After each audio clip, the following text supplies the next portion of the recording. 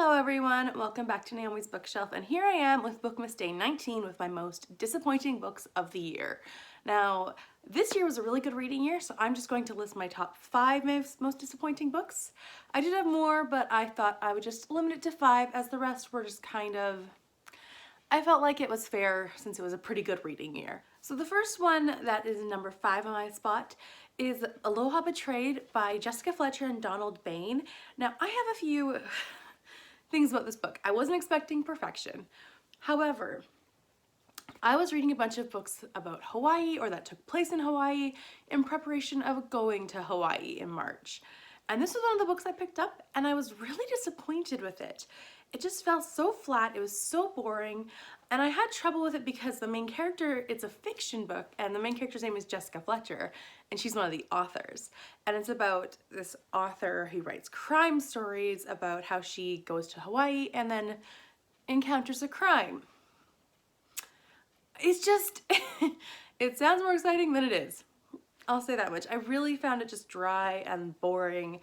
I was really hoping for something Miss Marple-esque, and it was so not that, so it was a big miss for me. I mean, it wasn't a bad book. I think I gave it 3 stars, but it just was so flat. I was really disappointed that I expected more from that book at least. Number 4 on my list is one that I had different expectations going into than I actually got, and that is A Hero to Keep by Susan Gable. Now, this one is book 1 in the Hawkins Brothers series, and I read book 2, and I thought it was pretty clean. It's a romance. It's like, oh, I'm really happy that this is such a great, like, you know, good book series that I can totally read. It wasn't perfect, but it was like, oh, I really want to read more. And then book 1 I read, and I was like, that's a lot more sex than I expected. And I skipped a lot of it.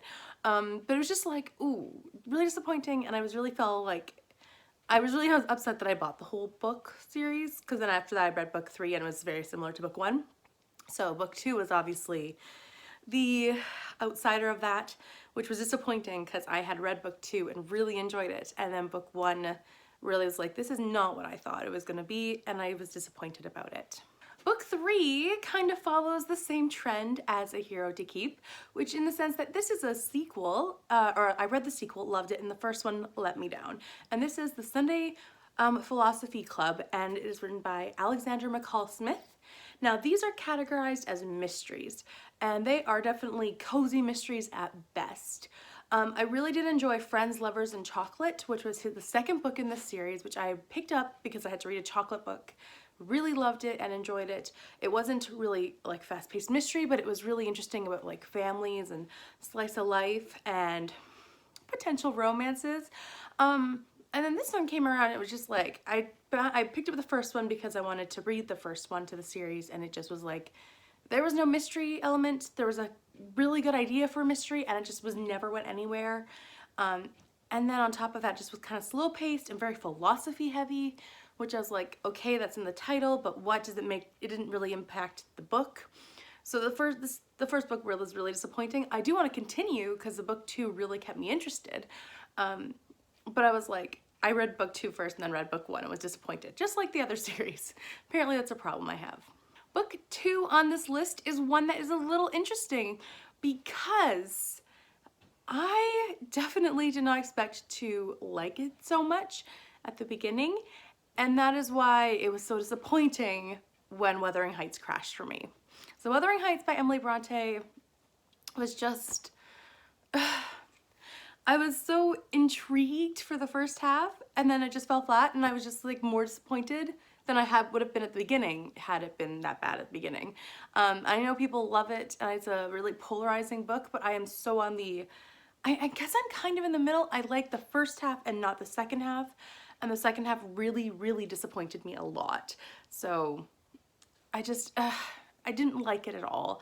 And the ending, well, the ending was good, but before the ending wasn't good, and I just really felt disappointed considering I thought it could be a new favorite, which is so weird because I never have gotten through it before. So yeah, I buddy read it with my cousin Megan, and we both had very similar feelings towards the end. So she's not hiding her opinions either, though. So the last book, the most disappointing book of the year, the award goes to book number 1, which is The Wedding Date by Jasmine Guillory. I really did not expect much of this book. I was like, it's gonna be a romance, it's gonna be sappy and all these different things. And then it just felt so blah. It just was like no interest. The characters drove me crazy. The lack of communication drove me crazy. The writing style I felt like was very stilted, and I just didn't like it at all for some reason. I also felt like the characters were very one note, and it seemed like they had developments and then they would be like immediately reverted back sometimes. I just really didn't like it. And honestly, full disclosure, I've already pre-filmed my worst books of the year, and I forgot to add it to that. So this is also one of my worst books of the year. Probably number 6, because I did a top 5 for that. But it's just something where I'm like, this was really annoying. I can't believe how disappointed I was, considering I didn't expect much, but it was worse than I even thought it could be. And I was like, I forced myself to finish it, and I'm not sure if it's a good thing or not. So I won't be reading any more from that author, for sure. So those are my most disappointing books of the year. The 5 top disappointments. I really expected some, but also like they were worse than I thought, which is why they're disappointment, I guess. Please leave a comment down below with your most disappointing book of the year, one that you thought you'd love and then just fell flat, or it was totally worse than you thought. I'd love to hear your worst disappointment, the biggest disappointment of the year. Please also subscribe and like this video if you do, and I will see you tomorrow with my most surprising books of the year. Bye for now.